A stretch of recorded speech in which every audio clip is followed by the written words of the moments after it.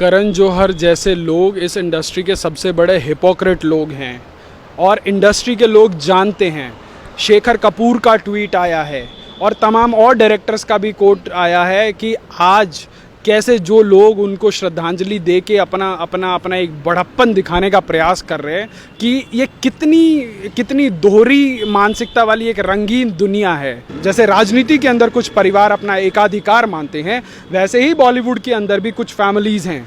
चाहे वो आप धर्मा प्रोडक्शन को ले लो, चाहे वो यशराज फिल्म्स को ले लो, चाहे आप कपूर्स को ले लो, चाहे या ये फराह खान और उनके भाई के प्रोडक्शन हाउस को ले लो, तो इनके अपने अपने अलग अलग कार्टेल्स हैं। तो ये इन लोगों के अपनी अपनी एस्पिरेशंस हैं। तो ये जिन लोगों को जैसे प्रमोट करना चाहते हैं, ये बॉलीवुड के उस ऑर्डर को अपने हिसाब से चलाना चाहते हैं। पर उस ऑर्डर में अगर गाहे बगाहे कोई इस प्रकार का टैलेंट निकल के आता है, सबसे बड़ा एग्जाम्पल आप कंगना रनावत को देख लीजिए। She is the most vocal talent.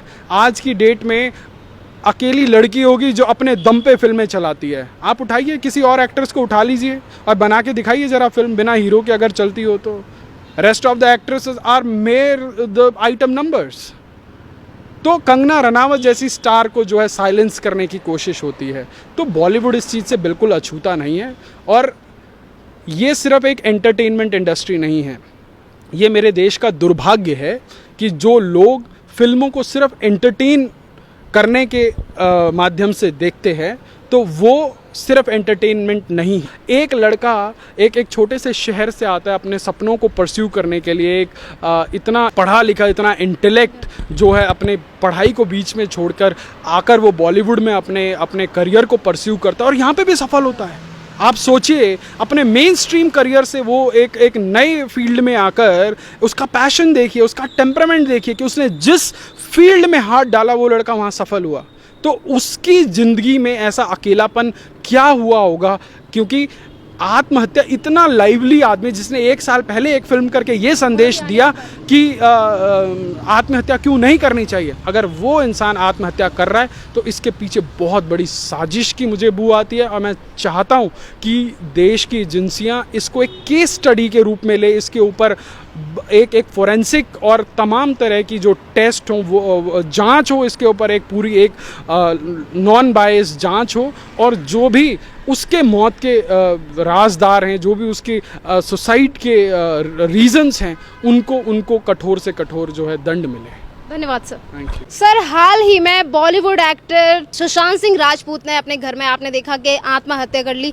तो आप क्या मानते हो इसकी वजह, जिस तरीके से बॉलीवुड में भेदभाव होता है, इस बात को लेकर क्या कहना? देखिए, ये भाई भतीजावाद और ये नेपोटिज्म बॉलीवुड अछूता नहीं है। बॉलीवुड और राजनीति में ये हमें बहुत ज़्यादा देखने को मिलता है, और बॉलीवुड में ये अब से नहीं हो रहा है, बहुत दिनों से हो रहा है कि जो एक्चुअल टैलेंट होता है उसको कैसे साइडलाइन लगा दिया जाता है, क्योंकि वहाँ पे किसी परिवार के, किसी डायरेक्टर के, किसी एक्टर के बेटे बेटियों को सेटल ऑफ करना होता है। तमाम उदाहरण हैं। और आज की डेट में अगर कोई सेल्फ मेड एक्टर या सेल्फ मेड एक्ट्रेस उन चीज़ों को लेकर वोकल होता है, तो उसको कैसे जो एस्टैब्लिश्ड एक्टर हैं, मैं नाम नहीं भी लूँगा तब भी लोग समझ जाएंगे, कैसे ऐश्वर्या राय का करियर समाप्त हुआ, कैसे विवेक ओबरॉय का करियर समाप्त हुआ, कैसे हाल में ही अरिजीत सिंह का करियर समाप्त हुआ। और सुशांत सिंह राजपूत के बारे में भी बहुत कुछ बोला जाता है कि एक बॉलीवुड के अंदर एक कार्टेल चलता है कि वो जो है जिसको प्रमोट करना चाहते हैं वो उसी को प्रमोट करेंगे। और सुशांत सिंह राजपूत भी, देखिए, कल को ये सारी चीज़ें निकल के आएंगी, क्योंकि अब इंफॉर्मेशन टेक्नोलॉजी का ज़माना है। ये आज से 20 साल 30 साल पुराना भारत नहीं है कि आप खबरों को दबाएंगे, अपने हिसाब से चलाएंगे। परंतु आज के डेट में एक ढिठाई इतनी ज़्यादा हो गई है कि जब तक उन लोगों के ऊपर कोई प्रामाणिक कार्रवाई नहीं होती है, तो वो लोग आंख मूंद करके बैठ जाते हैं और वो कहते हैं कि this world runs in our tunes. तो ये बॉलीवुड का जो गंदा खेल, इसके ऊपर दाऊद का और जो अंडरवर्ल्ड का इन्फ्लुएंस, तो ये बहुत सारी चीज़ें हैं जिसका गवाह देश बहुत सालों से बनता आया है, और कैसे धीरे धीरे जो कल्चर को डाइल्यूट करने का काम बॉलीवुड के माध्यम से होता है, अपने तरीके से किसी भी स्टोरी को फ्रेम करके दिखाया जाता है, तो ये चलता आ रहा है। अगर इनमें सरकारों का भी हस्तक्षेप होता है, जैसे हम सेंसर बोर्ड का एग्जाम्पल ले लें। जब सेंसर बोर्ड में किसी सरकार ने, क्योंकि जनरली इस देश का कल्चर है कि जिसकी सरकार होती है उसी के समर्थित लोग बड़े बड़े बोर्ड्स पे बिठाए जाते हैं, और अब की सरकार भी इस चीज़ से अछूती नहीं है, और इसमें कोई गलत भी नहीं है, क्योंकि आज मैं जिस आइडियोलॉजी को इंडोर्स करता हूँ, अगर मेरी सरकार है तो मैं चाहूँगा कि उसको जो है विभिन्न माध्यमों से दिखाया जाए। अगर मैं एक राइट विंग, अगर मैं एक राष्ट्रवादी फिलॉसफी को बिलोंग करता हूं, तो मैं चाहूँगा कि देश के अंदर राष्ट्रवाद की सही परिभाषा को दिखाया जाए। तो ये जिस प्रकार से कुछ परिवार, जैसे राजनीति के अंदर कुछ परिवार अपना एकाधिकार मानते हैं, वैसे ही बॉलीवुड के अंदर भी कुछ फैमिलीज़ हैं, चाहे वो आप धर्मा प्रोडक्शन को ले लो, चाहे वो यशराज फिल्म्स को ले लो, चाहे आप कपूर्स को ले लो, चाहे ये फराह खान और उनके भाई के प्रोडक्शन हाउस को ले लो, तो इनके अपने अपने अलग अलग कार्टेल्स हैं। तो ये इन लोगों के अपनी अपनी एस्पिरेशंस हैं। तो ये जिन लोगों को जैसे प्रमोट करना चाहते हैं, ये बॉलीवुड के उस ऑर्डर को अपने हिसाब से चलाना चाहते हैं, पर उस ऑर्डर में अगर गाहे बगाहे कोई इस प्रकार का टैलेंट निकल के आता है। सबसे बड़ा एग्जाम्पल आप कंगना रनावत को देख लीजिए। She is the most vocal talent. आज की डेट में अकेली लड़की होगी जो अपने दम पे फिल्में चलाती है। आप उठाइए किसी और एक्ट्रेस को उठा लीजिए और बना के दिखाइए ज़रा फिल्म बिना हीरो के, अगर चलती हो तो। Rest of the actresses are mere the item numbers. तो कंगना रनावत जैसी स्टार को जो है साइलेंस करने की कोशिश होती है। तो बॉलीवुड इस चीज़ से बिल्कुल अछूता नहीं है। और ये सिर्फ एक एंटरटेनमेंट इंडस्ट्री नहीं है, ये मेरे देश का दुर्भाग्य है कि जो लोग फिल्मों को सिर्फ एंटरटेन करने के माध्यम से देखते हैं, तो वो सिर्फ एंटरटेनमेंट नहीं है। सर, अभी आपने कंगना रनावत का नाम लिया, तो कंगना रनावत ने भी अभी जैसे सुशांत सिंह राजपूत की डेथ हुई है, तो उसको लेकर भी उन्होंने एक वीडियो पोस्ट किया। उसमें उन्होंने कहा कि जिस तरीके से बॉलीवुड में भाई भतीजावाद होता है, और जैसे सुशांत सिंह राजपूत की कई सारी फिल्म थी जिसके बावजूद भी उसे कोई अवार्ड नहीं दिया गया, और गली बॉय जैसी उन्होंने कहा कि वाहियात मूवी है और उसे 50 तरीके के अवार्ड दिए जाते हैं, और जहाँ इतनी ज़्यादा पिक्चरों से ज़्यादा प्रसारित मतलब ज़्यादा पसंद किया जाता है भारत में, उसके बावजूद भी उसे कोई अवार्ड नहीं दिया जाता। देखिए, ये इस देश का दुर्भाग्य है। आईफा जैसा प्रतिष्ठित अवार्ड जस्ट बिकॉज कि जो आईफा का sponsor, sorry Filmfare, not Filmfare, I guess Filmfare का जो स्पॉन्सर है वो उस पर्टिकुलर फिल्म का प्रोड्यूसर भी है, तो सारे के सारे अवार्ड आप उसको दे दें। और एक ऐसे गाने को जिस गाने के शब्द भी इतने अजीब से हैं कि आप उसको फिल्म फेयर का वो दे दें, अवार्ड दे दें। तो ये दुनिया के सामने बहुत खुले में ये बोला गया, बताया गया कि यहाँ पे जो ये अवार्ड्स हैं ये बिकते हैं, यहाँ पे टैलेंट की कदर नहीं है। यहाँ आप राष्ट्रवाद के मुद्दे पे फिल्म बनाएंगे तो यहाँ पे वो फिल्में नहीं चलेंगी, परंतु आप बेसिर पैर की फिल्म बना दीजिए, वो 500 करोड़ का बिजनेस कर लेंगे, क्योंकि फलाने भाईजान की फिल्म है और वो ईद पे रिलीज़ होगी और पूरे देश में ब्लॉकबस्टर बना देगी। चाहे उस फिल्म का ना सिर निकले ना उसकी कहानी का पैर निकले, पर वो भाईजान की फिल्म है तो चलेगी। तो ये हमारे देश की आयरनी है, और ये सो कॉल सेलिब्रिटीज़ इस पूरे देश की एक स्पेसिफिक जनरेशन को इन्फ्लुएंस करते हैं। जब इन्फ्लुएंस करने का मतलब होता है कि आप उनके हर चीज़ के इन्फ्लुएंस में आप भागीदार हैं, तो आप इस देश से नाम कमाएंगे, इस देश से दाम कमाएंगे, इस देश में शोहरत कमाएंगे, फिर उसके बाद बोलेंगे जी मुझे इस देश में डर लगता है। अरे भाई, अगर आपको डर लगता है इस देश में तो आप चले जाइए ना इस देश को छोड़कर। आप इस देश से बाहर जाते हैं ना, अमेरिका के एयरपोर्ट पे पहुंचते हैं ना, तो आपके एक एक कपड़े उतार के चेकिंग करी जाती है कि इररिस्पेक्टिव ऑफ कि आप इंडिया में क्या हैं, क्योंकि आपके नाम के पीछे जो इतना बड़ा टैग लगा है ना, आपके कपड़े उतारने के लिए वो काफ़ी है। परंतु उस सोसाइटी के लोगों को इस देश में बड़ी सफोकेशन होती है जी।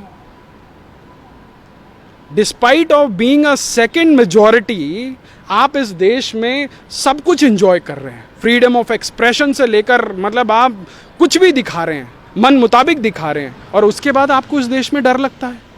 तो ये जो है हिपोक्रेसी की जो आपके दोहरे मापदंड हैं उसकी जो है पराकाष्ठा है।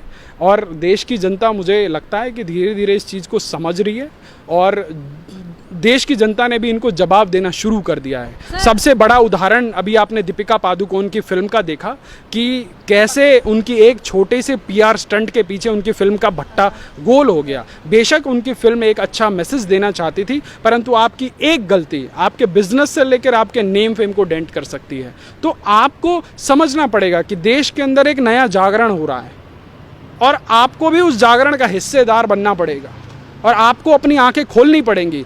खड़ी दोपहरी में आप आंख बंद करके ये नहीं बोल सकते कि जी साहब रात हो गई है। So now you have to understand, you have to check the pulse of the nation.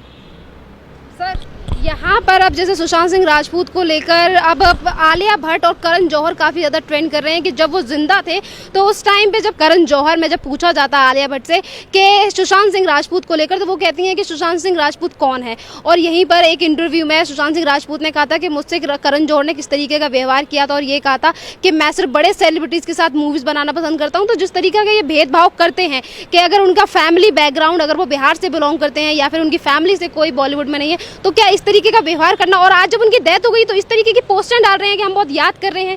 Karan Johar कहते हैं कि मुझे माफ कर दीजिए क्योंकि लास्ट दिन में आपके साथ नहीं रहा था। फिर इस तरीके का प्रेम क्यों जता रहे हैं? देखिए, करण जौहर जैसे लोग इस इंडस्ट्री के सबसे बड़े हिपोक्रेट लोग हैं और इंडस्ट्री के लोग जानते हैं।